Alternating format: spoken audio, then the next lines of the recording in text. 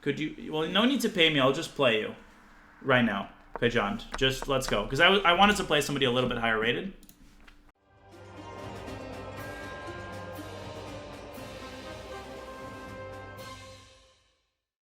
You got your wish. If, all support is optional, if you feel like supporting me, I always appreciate it, but I'm happy to do the small things that I can to help people out. Okay. So let's play a Sicilian. And we have been playing the Najdorf quite extensively recently, which is an involved opening. I know there are beginners among you who are probably rolling their eyes, but I've explained it quite extensively, and I think people can tackle it. So bishop g5 has not been played against this yet. This is considered to be the most dangerous line against the Najdorf. White deploys the bishop to the most active square, and generally follows it up with f4. So first of all, bishop takes f6 is a positional threat. That completely ruins black's pawn structure. So there are two main ways to defend against that. There's knight b to d7 to reinforce the knight, and there's e6 to bring the knight under control from the queen. My main move is knight b d7. This move has actually experienced a resurgence in recent years. And f4 played anyway. Now we normally bring our queen out onto a good square. It's important to understand that white has this ultimate idea of going e5. And if white gets e5, black's entire position collapses. So queen c7 is a good move in general, bringing the queen to the semi-open file and coordinating the pieces a little bit better. Queen b6 is also possible. There's a lot of possibilities here. We will play h6 at some point. And yeah, you have to be comfortable playing crammed positions if you're playing the Najdorf. But oftentimes, by move 15, the position uncoils. You eventually get your pieces onto better squares. Okay. I'll explain that after the game. Like the opening technicalities, I'll tackle. And I'll just write some of them down. Thank you, the Wecco.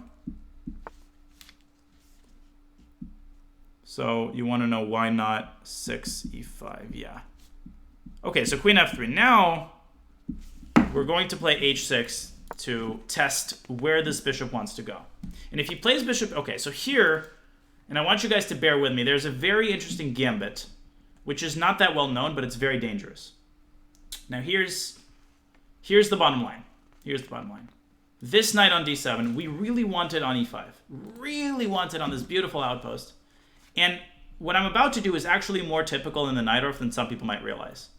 I think by now this is probably a typical gambit, but when I first analyzed this many years ago, this was not very well known. I analyzed it with some Dutch friends who are now all GMs, and we concluded that g5 is very strong here, and I think it's withstood the test of time. So the bottom line is we are uncoiling our position. We're getting the knight to e5, and when we do that, we're going to be attacking the queen. So you guys can see, like, we're basically going to play a lot of moves here with tempo. And there's a very interesting move that happens if he takes twice before we go knight e5. I don't remember this very well, but I'll try to reproduce it. Apparently it's in a chessable course. Yeah, makes sense. I am commentating Tata Steel today, of course. How could I not? That's why I'm up so early, and that's why I forced myself to stream, because I didn't want to go back to sleep and, God forbid, oversleep. But all the caffeine in this tea is keeping me pretty pepped up.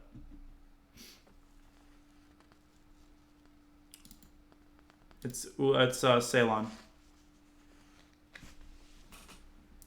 Tips on how to sleep less. Try to love what you do and put it out of your mind, and reduce self-pity to a minimum. Okay, bishop g3. So that is a mistake. That is a mistake because we look at this knight, we say, this is a possibility. You guys, a lot of you suggested this. To make this an even stronger possibility, hello Komodo, thank you. As I said, it's Ceylon to you guys. How can we make the possibility of e5 even stronger?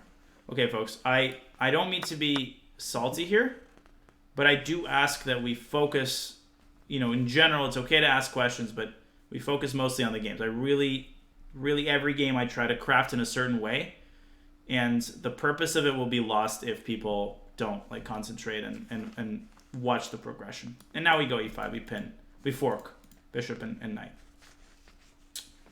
Okay.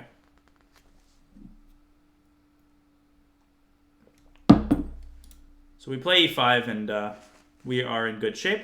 This game goes over my head. That's okay. We will make sure that you understand everything. But do you understand the fork? At least tell me this, my BZZ.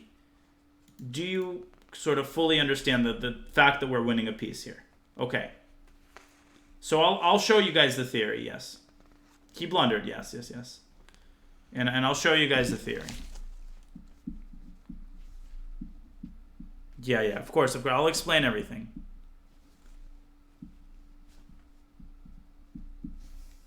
No, so I'll show you guys. There's a lot of theory here.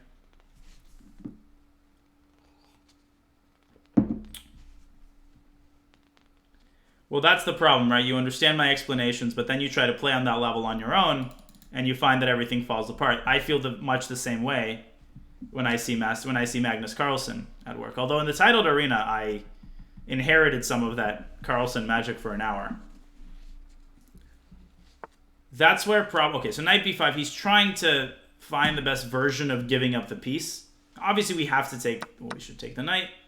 And now we should decide where we put our queen. So there's a couple of tempting moves, but none of them are good.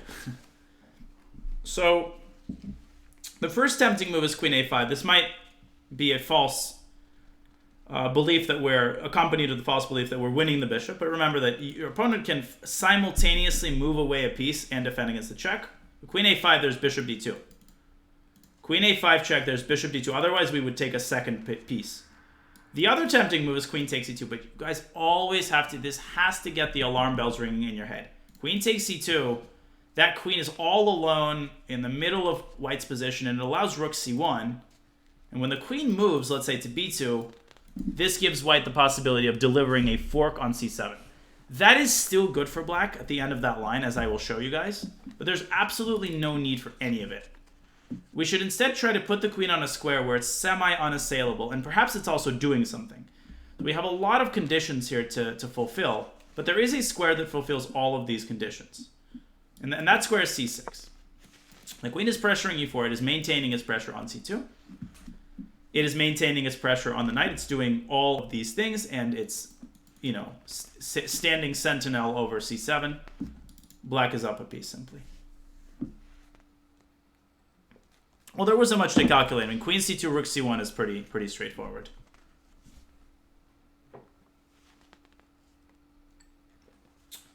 Eat popcorn always, as I explained. Queen a5 check, he can go bishop d2 and defend against the check, bringing his bishop back from the attack. Okay, we have another donation. $5 from Max Evans 23. Thank you, sir. Loved your commentary yesterday. Hope you had fun. Absolutely, I did. Okay. So bishop e3, he drops the bishop back. We can consider taking the pawn here. I'm not usually a big fan of being overly greedy when we are already up a piece. So I would emphasize instead completing our development, which we could do with what move? But on the other hand, let me think for a second.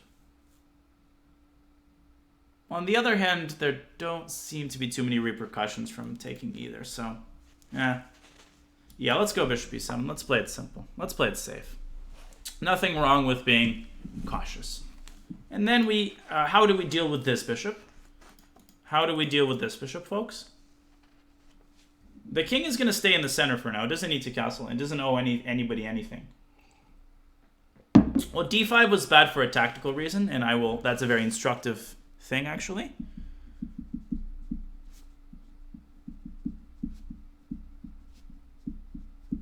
One second. I'm writing this down.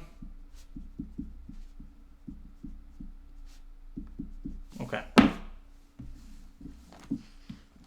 Alright, so let's see what Kajan comes up with here. I mean, yeah, so you guys are suggesting moving the knight and free the bishop, but That would leave this knight a type 2 undefended piece. I would prefer to fianchetto. Just out of principle, although there's nothing wrong with moving the knight out. But there's something about like that f-file and the fact that this knight is not particularly well protected. I would prefer to keep that knight under guard of the other knight, if that makes sense. And notice how I'm trying to find a balance constantly between conceptual reasoning and calculation. I'm calculating, but I'm not only calculating. I'm also using my intuition to make these micro judgments. Like, you know, maybe I can move my knight away, but I don't really want to, because that would leave this knight kind of loose. And then maybe I'll look at the game after I finish it and see that knight c5 was better. That's possible. But I'm playing the percentages here. I think that for every 5 moves that I exercise this kind of reasoning in, you know, 3 of them might be better because I've decided to, you know, err on the side of caution, if that makes sense. Yeah, we can play bishop a6 or bishop b7. Either is good. And bishop a6 doesn't lead anywhere because of a4. And we don't want to open that a file for him. So let's go bishop b7. Now we certainly don't want to castle long. Why don't we want to castle long in a position like this? What specifically does that lead to? Well, it leads to, well, yeah, knight a7 fork. Remember, knight like this, I mean, you got to pay attention to that little guy. That little guy becomes a bit of a mofo after castle's long. So we're keeping the king in the center. 8,300 so Jesus. This is a ridiculous number. The king is less protected, yes, but I kind of respectfully disagree. Oh, yeah, after castles it is. So now we need to continue the process of untangling our pieces, which is actually not that easy. And, of course, we cannot take on e4 for sure, because queen takes f7. But, let me think. I want to find something instructive we can do.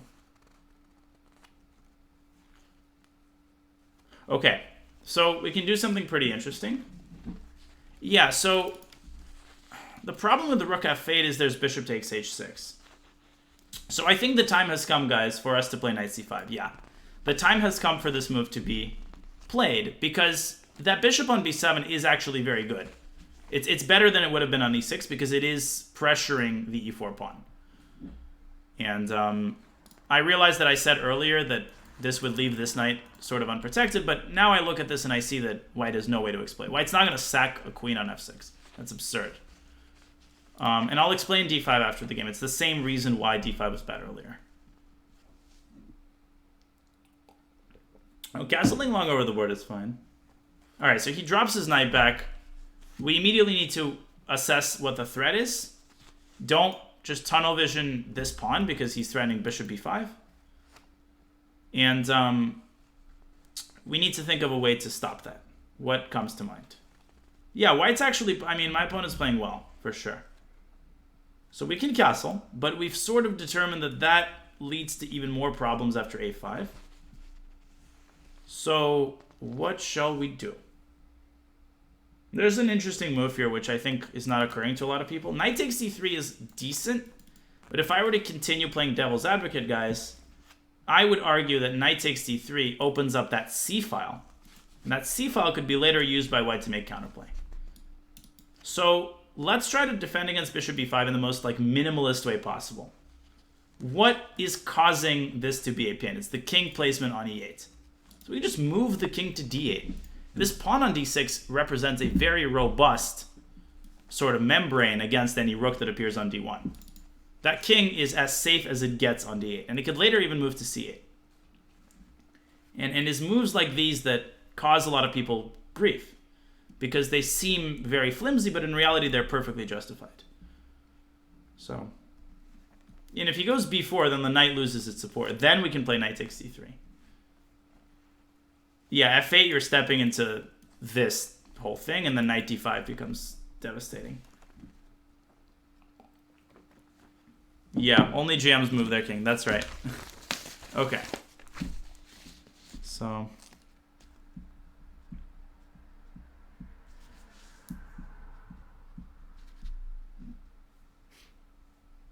It's a waiting move, and it's very hard for white to find ways to increase the pressure.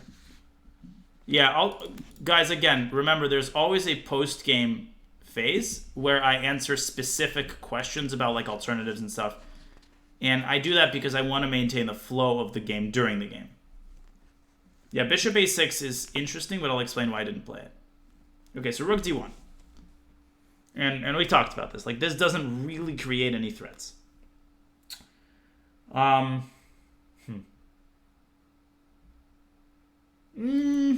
We can take this pawn. Yeah, actually we can. Why not? Takes. And if he takes f7 at the end, we're going to have a little battery against this g2 square. Yeah, let's go. We've deployed all of our pieces. Everything is in play. At some point, you can go ahead and take a small risk. Well, I can't castle him. I move my king. Yeah, the donate link is not working. The donation command is not working. I think you can find it in my actual stream. Maybe somebody could link.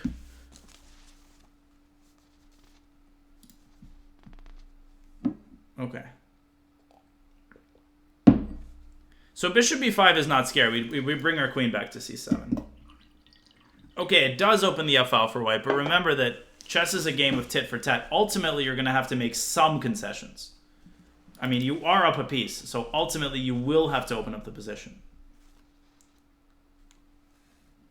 I'll show you guys a really cool example of somebody moving a king in the opening in just a second.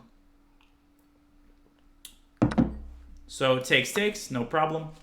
And he can take even here. Yeah, so here we have to be a little bit careful. Our greatest asset is this battery.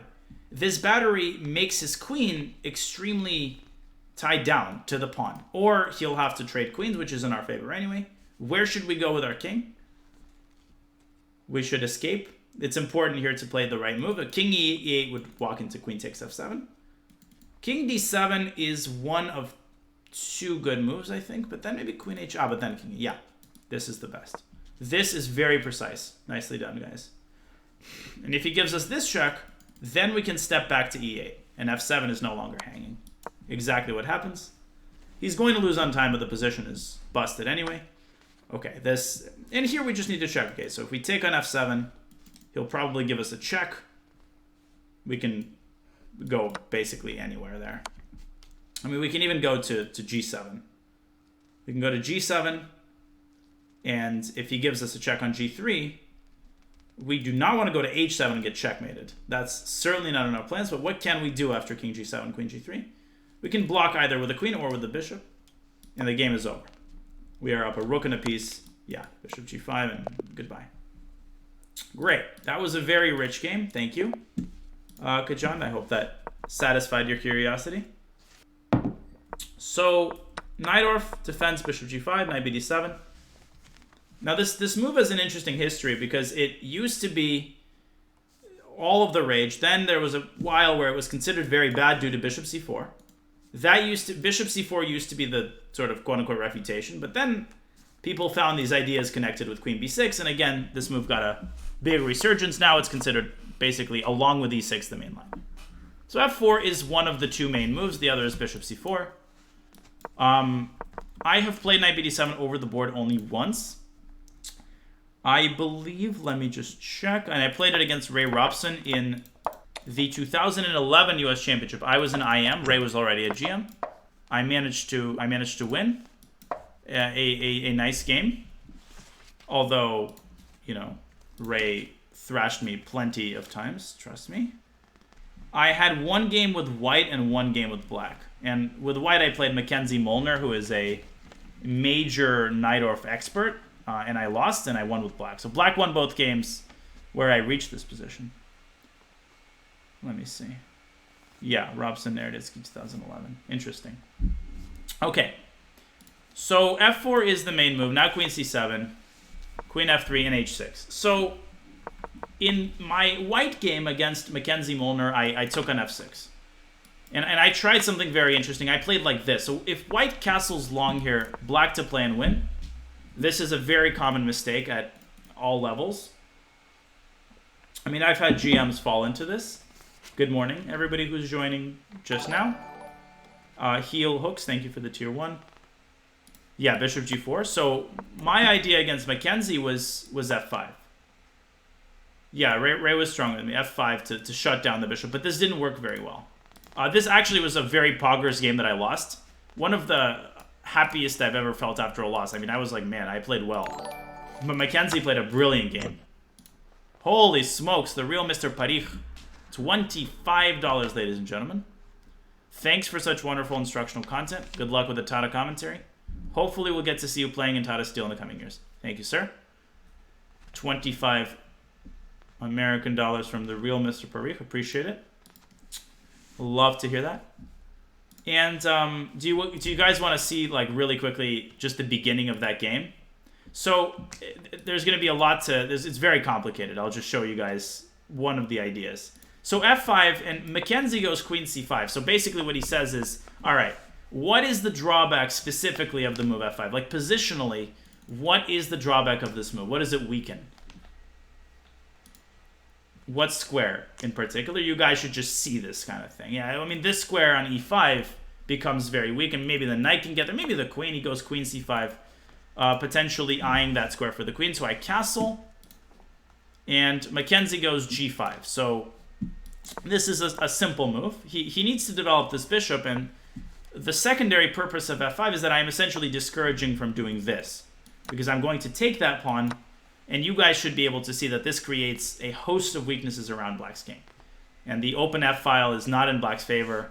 So he goes g5, and he tries to fianchetto the bishop. And if I en passant now, then I think actually bishop g4 might already be possible. And again, what black is going to win the exchange. So that's not something I wanted to do. And so I played a pretty crazy, but f takes g6 is actually the main line. I decided to go crazy, and I played e5. And you guys will see the idea in just a second. Sacrificing a pawn, he takes it with the pawn. And now knight d to b5. So my whole idea was to open the d file. So I wanted to, like, checkmate him on c7. I was flirting with this idea.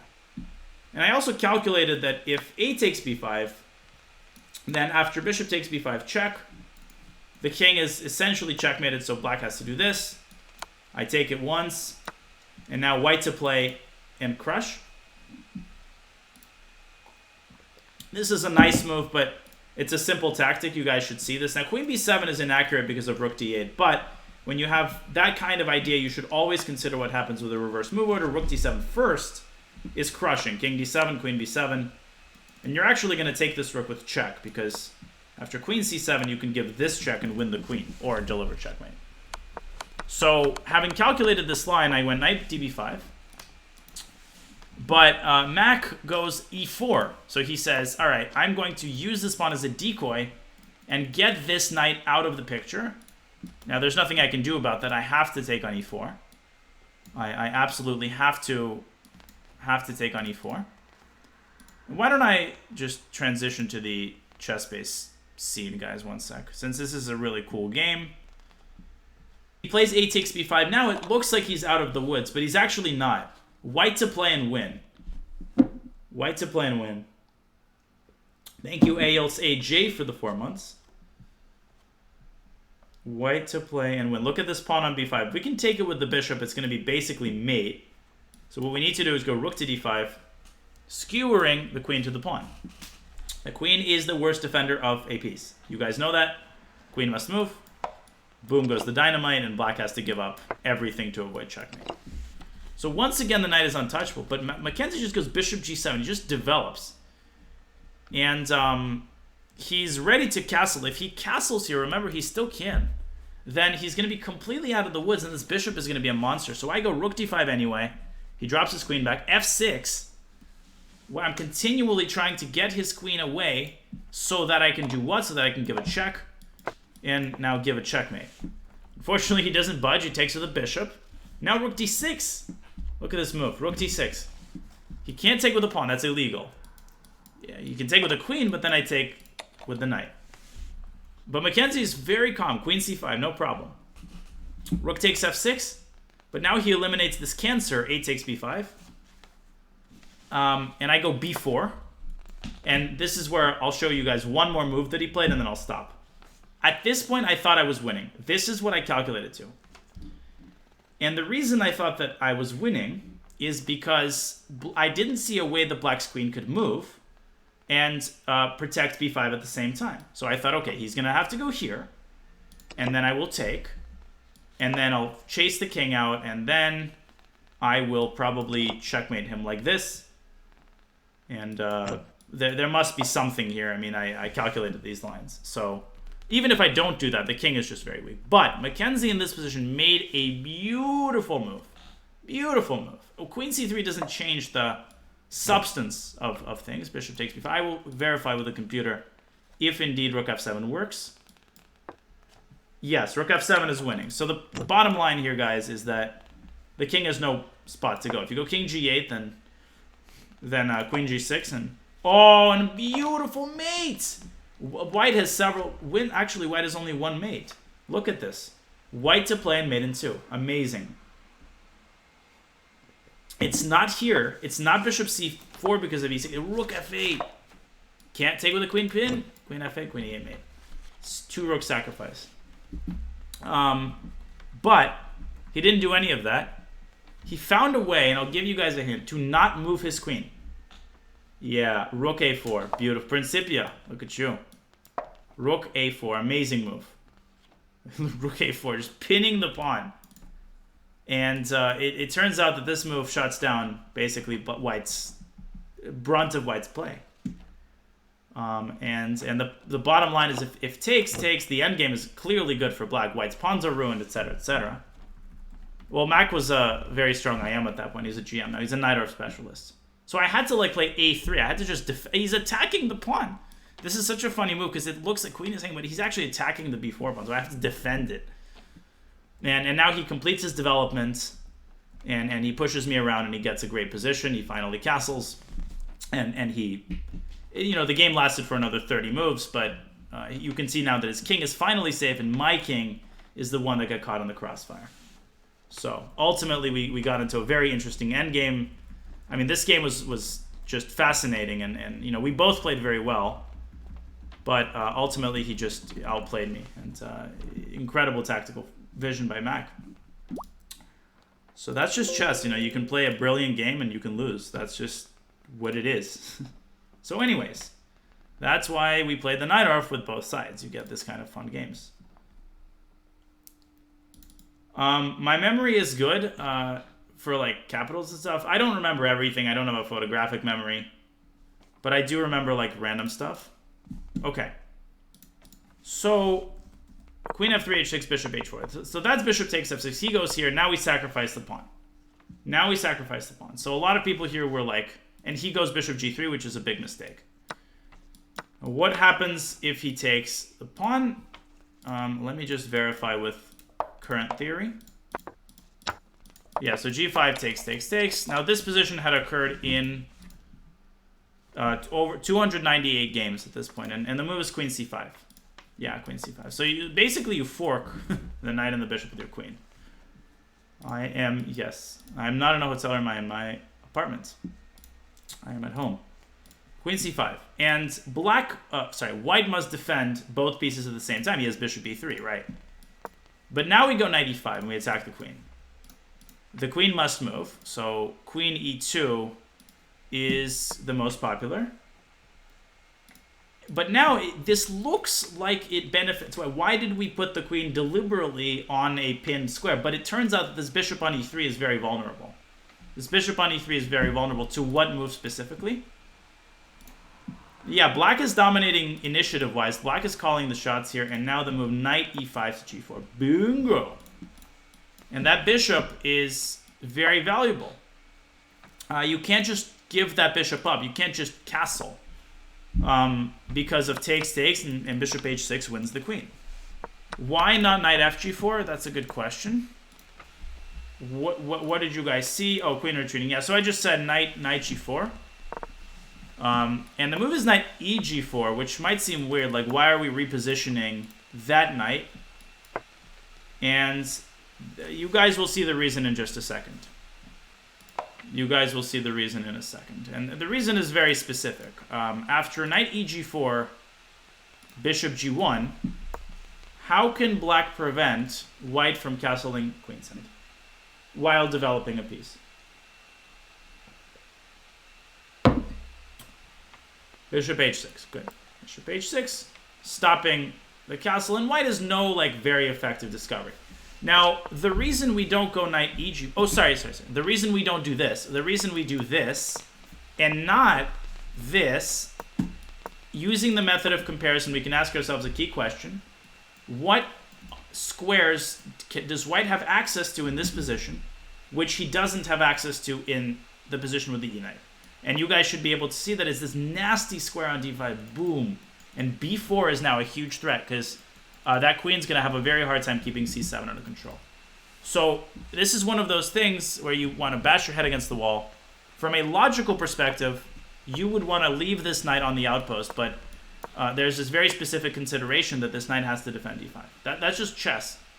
You know, I'm sorry, but these openings, that's why memorization is important in the Najdorf, because like these things are hard to come up with on demand.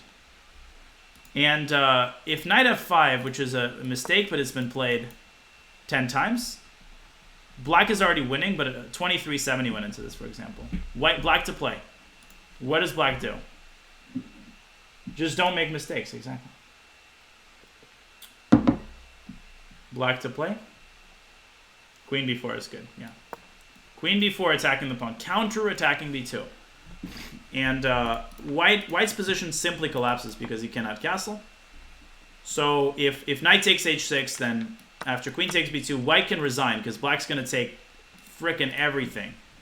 And this was, you guys want to know something funny? In 2012, this position occurred on the board in a blitz game, and black was Alexander Donchenko, rated 2294 at that time, who is currently a participant in Weikanze, which I will be commentating in less than 2 hours. It goes full circle. This guy knew about this, 9 years ago. And the game is just over. How to win? Okay, so everybody, I think, can see that this is winning because we're just going to win a piece. So in this position, let me see, was the other, okay, queen c4 was the other move people played. But now you just take here and take here. Anyway, this is over. This is horrible. Falconse. I can try to pronounce a Dutch accent. Falconse. I can try my best. Okay. So that is the lay of the land. Now white obviously shouldn't play like this. The move knight f5 is a mistake after bishop h6. But this gets very complex. Now the last thing I'll mention, if in this position white takes on f6, then black gets a lot of positional counterplay, positional compensation, because rook b1 there. So if rook b1, then knight takes c4. That's another interesting detail. So this position, bishop b3 here, here. Bishop g1, bishop h6. Yeah, if you go rook b1, then I can. If you go rook b1, then knight takes c4, cutting the legs off of this knight. Queen takes c4, queen takes c4, and this endgame is horrible for white. I mean, black's going to win c2. Okay, so this is just crushing. And in this position, people were also asking about bishop takes f6, but when you give up the dark-squared bishop here, you give up sort of bishop h6 will be uncontested, and like the king will never be able to castle, so this is just bad for white in general. So that's one of the lines in the Najdorf. That's why bishop h4 has fallen out of fashion. Bishop takes f6 is actually still the main line, this in f5. Okay, and obviously queen f3 is also not forced. You can play queen e2 here, you can play queen d2, queen d3, there's a bunch of moves here. So after bishop g3 happened, Kayand, I mean, this game is basically already over. G takes f4, and I would probably dial it back and go bishop f2, but even now after e5, black gets this beautiful pawn chain, and black's up a pawn. This is just bad. So bishop f4, e5, and this is just over. So there are really only a couple of things here. One is queen takes c2 is very tempting, but after rook c1, the queen must move, allowing knight c7. The second thing is this idea of just developing and not, you know, bogging ourselves down. A lot of people were asking, why not go d5? And there is a specific reason. In this position, white is a tactic. Can somebody find it for me? Somebody find it for me? Yeah, so takes d5. Right. Queen to... Oh, Carissa. Fresh reinforcement. Queen d5 and knight c7. Typical idea. So we don't want to be too cavalier about opening up the center, so that's why we finished our development first. And only then, after moving our king away from the pins, simply moving it, do we take on e4. And if white take on f7, then we can just go like knight g5, opening up the attack on the g2 pawn. And after queen f2, black has a very pretty win. Who can spot it? And then we'll end the speed run with that.